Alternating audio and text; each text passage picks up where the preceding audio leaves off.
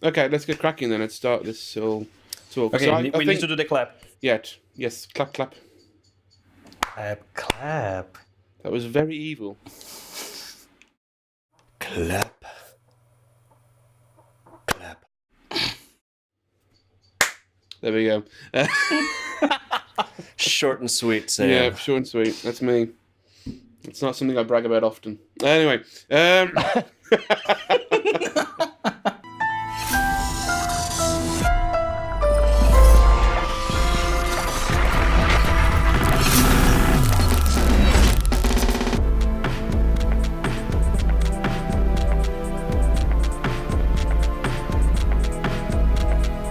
so recently we had a comment on our Facebook page, our first user suggestion, which is fantastic, and you guys can do the same if you want to.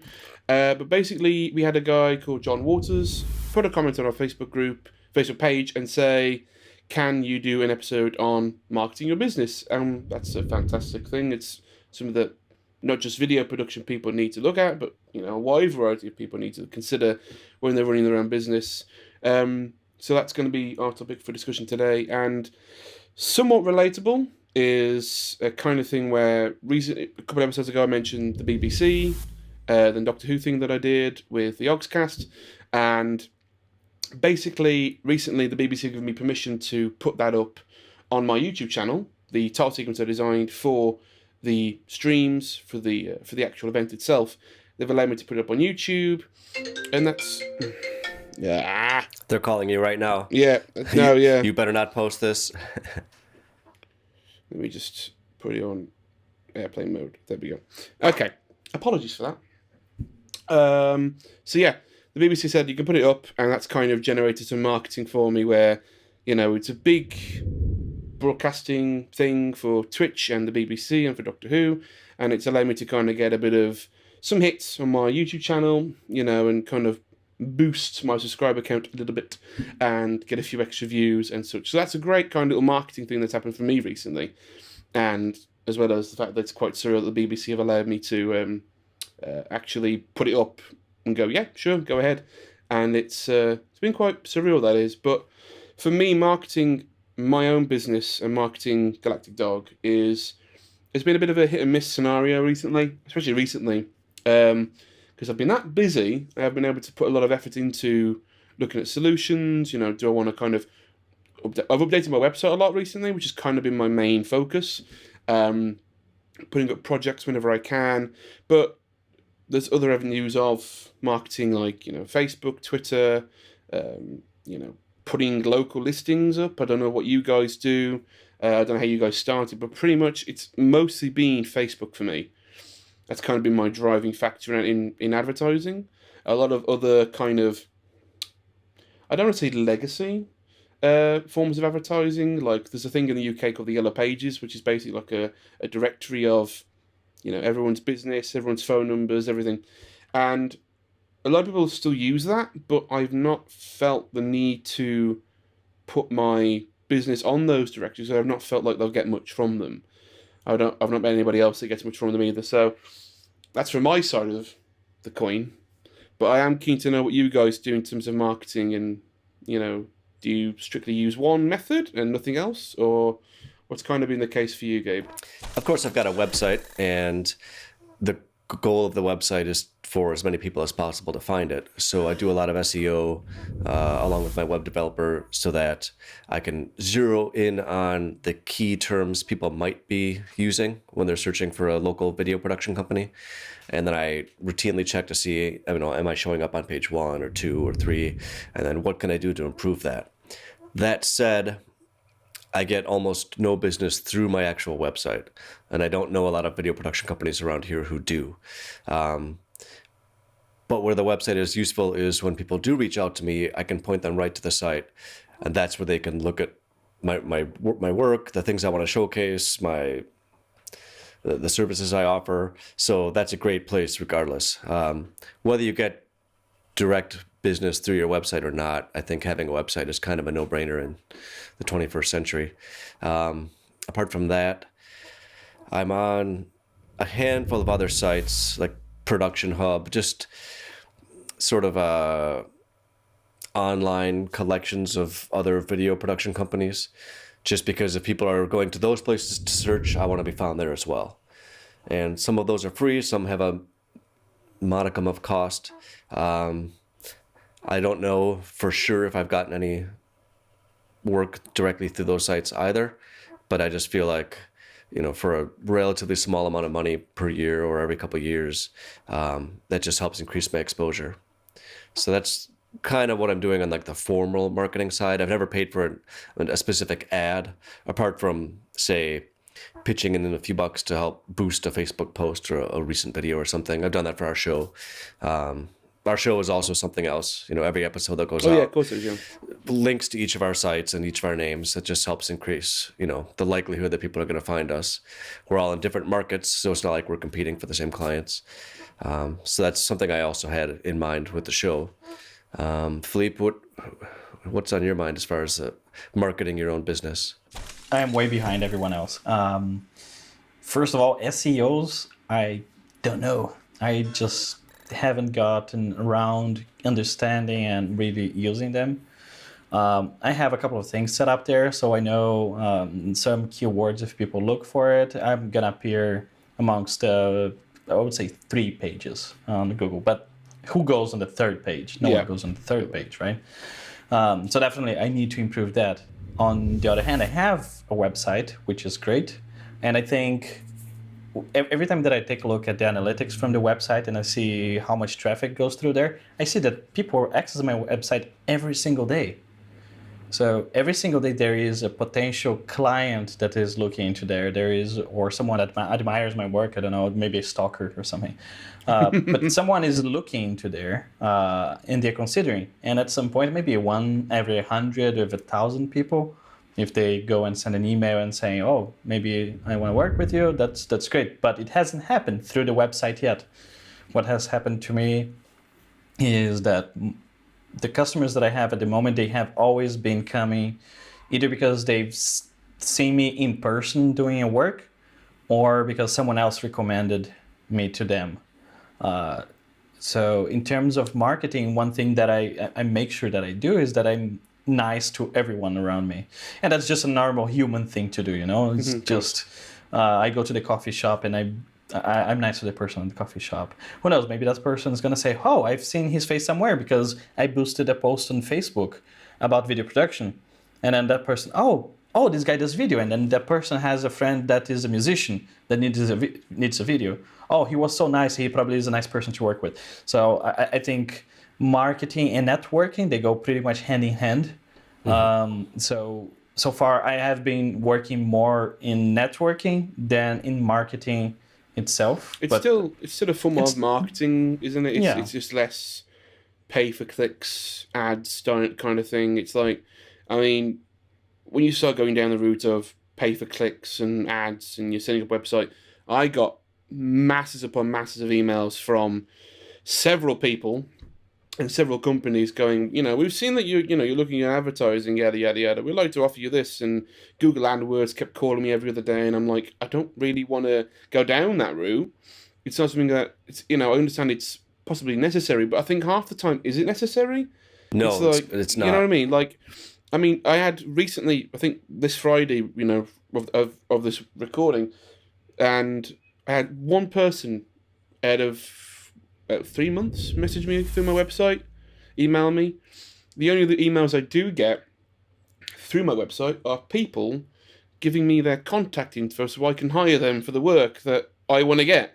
Yes. It's like freelancers. Oh, I'm a freelance editor. If you have any work going, here's my details and whatever. It's like, I understand that. But on my website, it does say, please note we are not accepting any job openings. Follow our Twitter for more information. Yada, yada. They don't really listen. But aside from that, that's been the one person that's messaged me from a local business that wants to work with me because they've said, well, we've seen your videos, can we get a quote? Yada, yada, yada.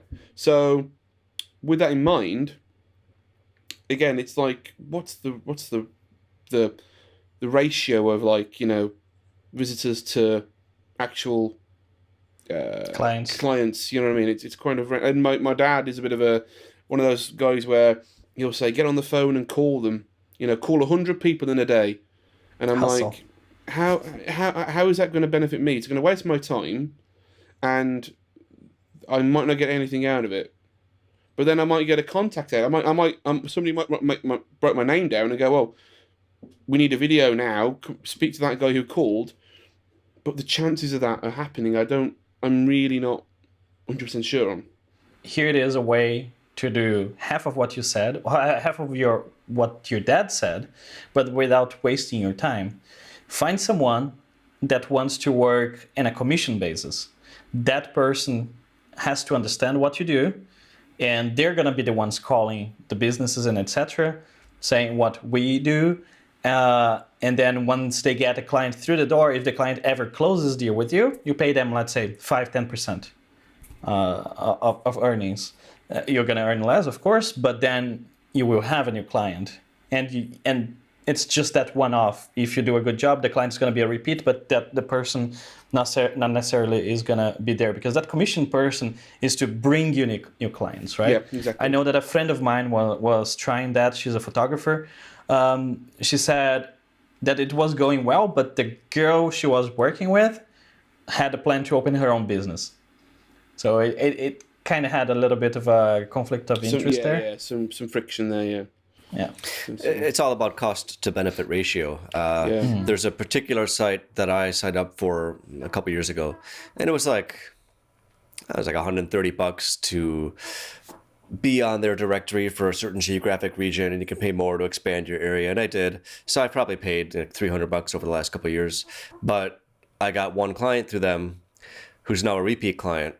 And I've done 6-7 shoots for them. So I've made, probably close to 10 grand just from that $300 I spent. So that's an example where it was well spent. There's of course no guarantee. So sometimes you could drop that 300 and never see a return on it. That's just a risk. I suppose Exactly, it's like the stock market in that way. Yeah. But all you really need is one client to justify that expense. Yeah. And the other thing also is about working in collaboration with other people. So for example, I was working this weekend, very tiring weekend, and we were doing a shoot for a theater act, a burlesque act, and on the evening of the show that had audience, we were there with 4 cameras, 2 GH5s and 2 RED, one Red Dragon 6K and a Red Helium 8K. The 2 GH5s, one of them was on a tripod, getting a safety wide shot of the theater with the audience. The second GH5 was on a gimbal. I was operating that one. So all the moving shots, I was doing that. So there are quite a lot of very interesting shots, and the other 2 with the RED. Now, am I getting paid for that? Not really. But that actually becomes a very nice portfolio for me and all these people that work there, because we can reach out to other theaters that have similar things, and they always want to sell more tickets, right? And if they have quality content to show that their show is great, and that you should go there, that is one way that you can do things. So collaboration, you end up meeting other people that can end up being your colleagues in the future, or can work for you, or can get you work, right? Just this last Friday, this is the first time somebody's contacted me through my website in I can't remember how long. Yeah, and it was somebody in the northern part of Wisconsin who watched one of our episodes. I'm not sure which one. Yeah. Episode 4 or 5, and he was impressed by what we were talking about. And he's been doing this longer than maybe all of us combined, but he still saw something in that and now wants to network with me. And so I'll reach out to him probably tomorrow morning and see where that leads. And again, I didn't pay for that. Well, in a way, the show cost us money, but like we're not getting paid for that. But it's one example of marketing where the show became marketing for me. It's not a paid client, but it might introduce me to somebody who's worth collaborating with down the road, or maybe I could help him out down the road. So that it ended up being kind of fortuitous. Another thing was what you mentioned about collaborating with other people is trying to get in. I think it kind of goes in the back of what you said, and then what Gabe said about putting quite a heavy cost down. I mean, there's a company in the UK called, I think it's called Creative Network, that I've considered looking at joining, but there is like an admission fee to get a list of all of their what's it called now? Their contracts. They're like what are they called now when you basically it's basically a place where companies can put up a bill or an auction job basically thing. You set a bid, whatever, for whatever, and which you think it's going to cost or whatever, and you sign up for like I think it's like $229 for a full year, which is a hefty cost, and that's basically they market themselves like an agency. So, would you recommend to kind of market yourself? Would you recommend going into an agency, or where does that kind of balance lie? Like, get into an agency to get work, or focus on marketing yourself to get the work through your own business and not have to go through a marketing agency? I would totally work with an agency because just from the fact that what type of clients that they are serving. They're serving big corporations, they are serving big brands. So those tend to be clients that have the budget to work with you and normally won't cry for a few $1,000s to do the production because that's really nothing for them. Companies that go to an external agency, companies that go to an external agency, they really are dropping a lot of money in marketing. So I would, if I have a portfolio good enough for an agency to take me, I would definitely be very happy because the productions from the agencies that I know and I see around, they're huge. For example, one of the AirPod advertisements, the one for Christmas. I don't know if you guys seen that there is a girl and it's snowing outside, and then there is a guy. They are listening to AirPods and they start dancing around, and they go dancing around the city, and then the song stops and they stop dancing and go on their ways. That was shot here in Prague. Oh, wow. And it's not advertised as in Prague. Though those advertisements from Apple, they're meant to be, it can be anywhere in the world. But because I live here, I could identify the places that they were in, and there are things written in Czech there. But think about this, for example, I'm a company, and there are not that many big advertisement agencies here. If any of them accepts me for whatever reason, I could have been one of the people in the crew of that advertisement, for example. And that is one example out of so many that could be. Could be working with Red Bull, could be working with... the big one that has here is like DDB. Does it ring a bell for anyone, this agency? No, unfortunately not. Is it DDB or DBB? Well, we'll figure it out. To see. I'm not a marketing person, right? So yeah. Those who know will know that this agency is quite big. Yeah. Another thing that I think that you mention, Gabe, quite often is when you like to make the divide that you are a video production company, not a marketing company. How does that work for you in terms of addressing the client? Because you kind of put the wedge between and say, I'm doing your video stuff, I'm not going to do the marketing side afterwards. I'm guessing that there's a benefit there to being with the marketing agency because then you haven't got to worry about that side of things. The marketing agency is dealing with that, and you're just making the video. Well, when I deal with the marketing agency, yeah. I have a video production guide on my website that a potential client could download that kind of walks them through the steps that they need to understand if video is new to them. Almost nobody uses it, but in that document at the end, very clearly I say that we create content. Like what you do with the video is ultimately up to you. Partly that's because I'm not interested in marketing. I market my own business because this is how I make my living. But my concern is making the best possible video for you, delivering the best possible product. And the goal of that video might be to market your services or products. And so in that sense, the video is a piece of marketing. But what you, the client, does with that is out of my jurisdiction. I can help you upload it to YouTube. I mean, I can suggest some things based on information I've gathered over the years about SEO and experience and things like that. Getting it out there, but I don't have time for that. I already wear so many hats with shooting and editing and lighting and audio mix. I don't have any interest in becoming an SEO expert or a social media expert. I mean, there's a reason I kind of put you guys in charge of that on this show because I don't have any interest in doing it. And it's now that's becoming more and more important, obviously, every year. Yeah, of course. And if I could afford to bring somebody on, the first person I would bring on would be like my grip, my assistant. On the production side, but after that, I would hire somebody who could do that because then I could offer that service to my clients.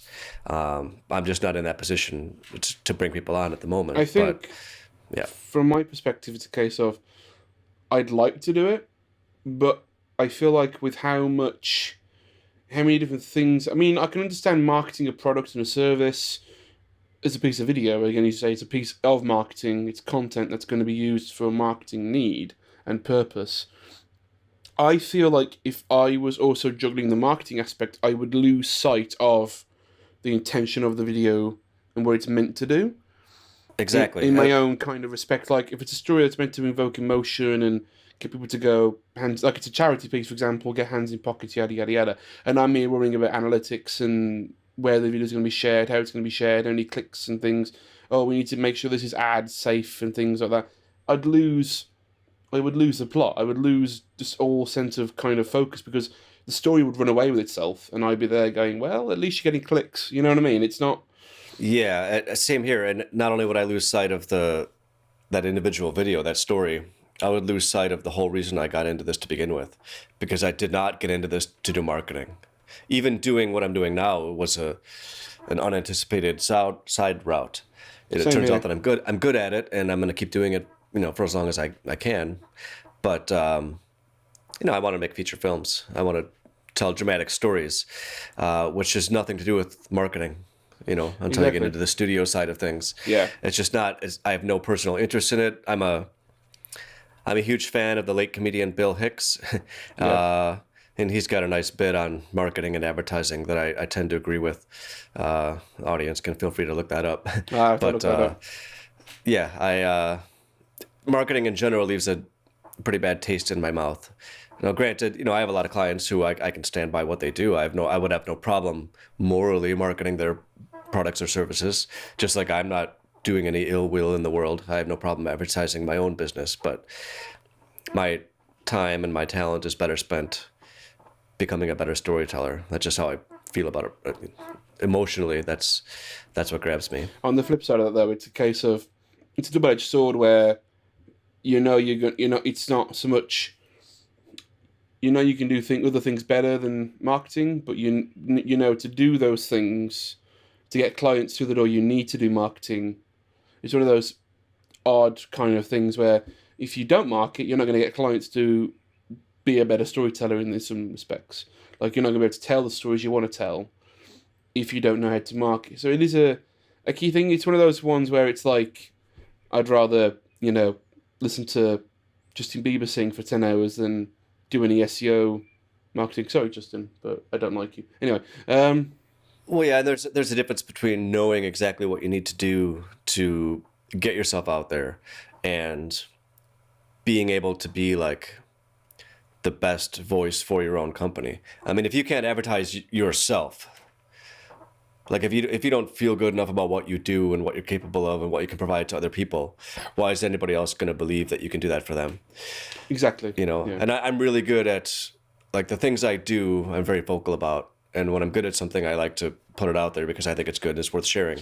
So I think my confidence in those areas makes it easy to convince other people that, yeah, he can do that thing. So it's like you need to be able to market yourself. You need to be able to advertise yourself. You need to be your own biggest microphone out to the world. But this episode is kind of about, okay, now if you are that, what concrete steps do you need to take Exactly. to make that happen? So Well, do it first of all. A lot of us we think about it.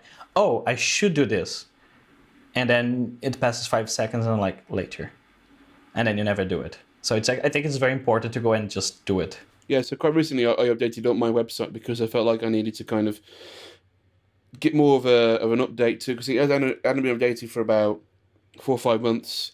I'm going to kind of restructure how I talk about, how I list the projects I've worked on.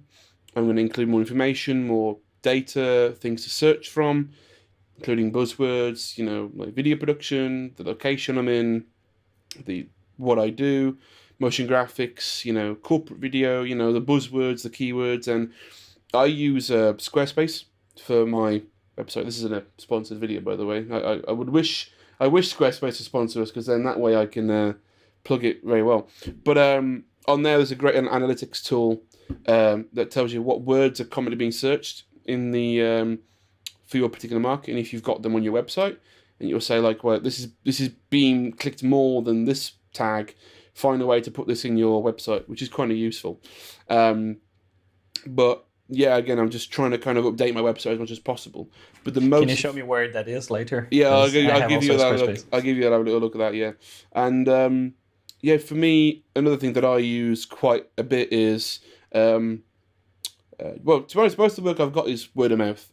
That is pretty much the only real big reason of from working on a feature film or working on a short film or working on a client project. I've then got somebody else who worked on that went, or even from university, actually from college or from from school. People have gone, this guy's a great editor. Here's his contact details. Message him. I had 2 people give me recommend me to the same person at the same time for for a client job. They didn't know each other, but they both knew me, and they both knew the person in question, which is kind of weird. And they both said, do you know a good editor or motion graphics guy? And they went, Sam. And there was like, here's his details, here's his website, go for it. And then it was kind of funny and kind of hilarious that happened. Well, that's a very good thing for you. Yeah. I mean, 2 completely disconnected people recommending you for the same person. Yeah. The person that says, I don't need to look anymore. Exactly. Like, You've they're got 2 completely independent people. Exactly, yeah. And then from that client, I got repeat work, and I had repeat work recently, like January. It was the January I filmed with that person. She moved companies like late last year, and she works for the roller derby. Well, she works for the British Gymnastics, but she also runs her own production company for roller derby and things like that. So she does live streams, and I was working on the live stream for the Women's Roller Derby World Cup. So I got to work on that, be on camera and vision mixing and things like that. So that was a great gig for all expenses paid, hotel, breakfast, all that, and then I get to do film and get paid, which is a fantastic little gig I had. But yeah, so Well, that brings it back to what Felipe was saying earlier, which is it's not only the quality of your work. I mean, that has to be there, obviously. Exactly. If you can't do the work, there's no point in proceeding. But it's how you conduct yourself. Are you easy to get along with? Are you professional? Are you polite? Are you courteous? I mean, through answering one YouTube ad 5 or 6 years ago, I've got 3 of my biggest clients. I got one client, and he referred me to another client he shared a space with at the time. That client carried me through a couple of years, then he moved out of state. I'm still with the first client. He referred me to an associate of his, who I'm now doing work for. He's now mentioned somebody else that I might get in touch with, so that could be 4 major clients out of one Craigslist ad that didn't cost me a penny to answer. And it's because I could do the work, and because they liked me enough to refer me. They're not gonna refer me to a friend of theirs if they think I'm an asshole, right? So Don't be an asshole. yeah, the long and the short of it is there's a lot you can do. You can spend a lot of money. That's one route. If you have a lot of money, I don't have a lot of money to spend on marketing, advertising. I don't think any of us do. Yeah. If you're starting out, I would recommend not spending any money really, apart from your website. Get a website up. Yeah, exactly. Get a website. You need a website. Yes, you need a website no matter what business you are. I mean, I would think even if you're an Amish company, you need a website. And then maybe some sort of Facebook and Twitter are free. You might as well get them up and running and start posting as much as you can as well. Yeah, and that's tricky because even I barely even understand the point of Twitter. I mean, I'm hardly a Luddite, obviously, but I barely understand the point of Twitter. I have a limited understanding of Facebook. I'm still kind of juggling what all YouTube can do, because I mean, people do have full-time jobs doing Facebook, doing YouTube, doing Twitter, and I don't have full-time hours to dedicate to those things. I also find them ugly and cumbersome and poorly coded pieces of software that are not user friendly. So that's a personal hurdle I have with them. So it can take a lot of work to get into those things, but just simply setting up a Facebook page and putting out posts is free and takes relatively little time. So yes, you have to do that. Those are the main tips that we would be able to say right now, right? For the most part. How would you want to break it down? Number 1, be friendly, courteous, polite, professional. Yeah. Meet people. Be a decent human being. Yeah. Meet people that will kind of be an extension of your own work, an extension of what you do well. Okay, I'll add one thing. You said you need to have a website, right? Have business cards. You meet yes. someone, hand that off. I still get asked for business cards for sure. 9 times out of 10, I'm pretty sure they end up in the garbage 5 minutes later. But Oh yeah, but still, they're very It's- good. well, I think if you have a very nice business card, people might not want to throw away. For example, mine, very much on purpose, has my picture in it. Because I have so many business cards in which I see the person's name and I don't remember who they are. So my idea was to put my picture there. I had a nice picture of me and has my name, has what I do, my website, email, and phone number. And this one, and this one is as thick as a playing card from a deck. So it's very thick and nice. People, it's normal, for example, for in Asian cultures that once you hand over your business card to someone, they really will admire it. They're gonna look at it and they're gonna thank you for it. And in the Western culture, we don't do that much, right? We hand off the business card and we immediately put it in a back pocket or something like that. Yeah. But my card, to everyone that I have given, they spend time looking at it. Like, wow, that's really, really cool. And they spend quite some time and giving me nice compliments about the card. So I would say this is a very nice piece of advertisement, because even if they don't make use of it, they're going to say, hold on, I remember someone that does that, and pass on my card to someone else. That's a great idea. I mean, the next time I do business cards, I'm definitely going to put your picture on there. My picture. I go quite simple with mine. I just have the lovely icon at the back, my little emblem, and then I'll my name and stuff, my details and things like that. And this is an opportunity for you to show some of your talent, maybe. Exactly. The business card says quite a bit about it. Like, for example, Yeah. I will have my T-shirt and my hoodie with the 8 in front of the shirt, so very simple. Yeah. And the creative beast in the back of the shirt. So when I'm doing like job for a client, if they need dark clothes, I'm gonna have the dark clothes with a very bright, colorful weight on my chest. I don't know. It's another way that you can advertise. So, for example, if we walk around with a Frame.io T-shirt, people might actually ask you, "What is Frame.io?" And then there it is. There we go. You're giving like free marketing for them. And See, Frame.io is a company I have no moral objection to helping promote. I think what they're doing is fantastic. Oh, they do. Yeah, I mean, every single client that I have worked with, and I use Frame.io to send them stuff and then receive back feedback, they all love it. You're not going to find me with a Coca-Cola T-shirt or a football T-shirt. Yeah, So- neither. Nah, me either. I don't like football or soccer. Wait, are we talking about? Wait, which one are we talking about? See, now we're in the. Is it a cookie or a biscuit thing? Yeah, we are. Yeah, I think soccer should be called football because you use your feet. You use your feet. American football shouldn't There be you called go. football, and I don't give a shit about football anyway. Yeah. American football. Yeah, it's Or soccer. The voice of Football reason, and you. ladies and gentlemen, the voice of reason. Well, there we go. Let's wrap up then. So we say website, business cards, some form of social media, and be nice, professional, polite, courteous, and always open, and humble as well. I think. I mean, like, you got to have some form of, you can't be a jackass. At least not all the time. Don't be an arrogant prick about Exactly. it either. Exactly. I mean, you might have a ton of confidence, but there's a fine line between being confident and being super arrogant. Exactly. let other people say something nice about your work. Don't start saying, look how this amazing thing that I've done. Exactly, yeah. It's so artistic and beautiful and etc. Maybe you think that. Maybe other people also think that. But I mean, if you want to at least look like that you're humble, let them say something about it. If they didn't, maybe you should think about it if it's really that good. Exactly. Well, also, I think the work, if it's truly good, it'll speak for itself. Yeah, exactly. You know, if I show somebody a video, I shouldn't have to say, oh, this is really amazing. They should watch it. No. They'll decide if they think it's amazing or No, not. no, I've never once done that with the. I'll bring it back to the Doctor Who thing. I made it. Matt thought it was the guy who was presenting the show.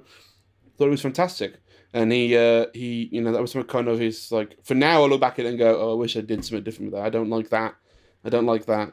I don't like that. And he's like, it's great. It's fine. It's like that's a different story as a creative, like getting nitpicky with work, but in terms of just being humble and being kind of accepting of what the client says and what the client thinks and your work, I think is important as well, because then it grounds you. It keeps you grounded as a person and as a professional. So there's something we didn't mention, which I've only done once, but I do get these emails for these like community business gatherings. actually, yeah, Social networks. Networking events. Not just online social media networking, but like face to face. Which I've only done one or two over the last 10 years, and I've been meaning to do more. But those are out there. There are lots of local business gatherings where, for example, if I'm in video production, I might be the only video production company there. They might all be banks and executives, but they all know people or themselves have a need for video. So even if I just show up with a business card with Philippe's picture on it, I could be getting a ton of business just from showing up. Yeah, this is the basic network. And when I said networking earlier, it wasn't the social networking, it was this networking, this face-to-face meetings.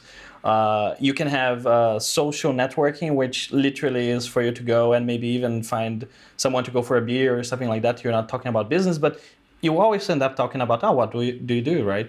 So there are these social gatherings, and there are also the business networking events that maybe the Chamber of Commerce in your location can be hosting. Sometimes they have the Chamber of Commerce hosting. Sometimes they have a consulting company that's hosting. There are so many of them. But that's pretty much it. This is like, go out there, talk to people, be nice, keep working, collaborate, print some of my pictures in your business cards, and that's it. Well, on the other side, I mentioned earlier, you can just throw money at it. But I know for sure that there are a handful of video production companies in my area, much larger than I, with much more liquid cash, who you can't find anywhere online at all. So just because you throw money at something doesn't mean it's going in the right area, or doesn't mean you know what you're doing with it. I mean, if I can't find you online and you're much bigger than me and you have many more employees, you're missing out on something. So yeah, you've got to be smart. The internet gives you so many useful tools. I mean, obviously we've talked about a lot of things on the show and we're online, but you can get into the nitty-gritty detail of what SEO, search engine optimization, is, how to determine your keywords, how to push your website out there, where your local community events are. I mean, we've never had access to a greater wealth of information immediately than right now. So there's no excuse for not putting in some time, a few hours, a few days, a few weeks, as long as it takes until you really know what you're doing. Yeah, yes, it can take a long time. Cool. Well, there we go, guys. That's what we think. Would be good ways to expand your marketing and get more clients, and just get out there and start doing it. Really, it's going to be the case of just speak to new people, get your websites up and running, and get some cards handed out, and I think don't worry about it as well. There's another thing to kind of say, just take it easy, take it slow, just relax with it, have fun with it. It's nothing too serious, but I mean, if you're worrying about marketing constantly, then you're not focusing on the other areas of your business. I think that's maybe that's why you're not getting the clients you think you should be getting, is because your other areas of your business aren't weighed up correctly. But with that, I think that's a great way to kind of close off the show. Thank you guys for watching. Give us a thumbs up, like Philippe's doing right now. Subscribe to the channel. Follow us on Facebook, and subscribe to us on iTunes as well. And we'll see you next time with me, Philippe, and Gabe. And we'll see you then. Bye bye. Goodbye, everyone. Bye.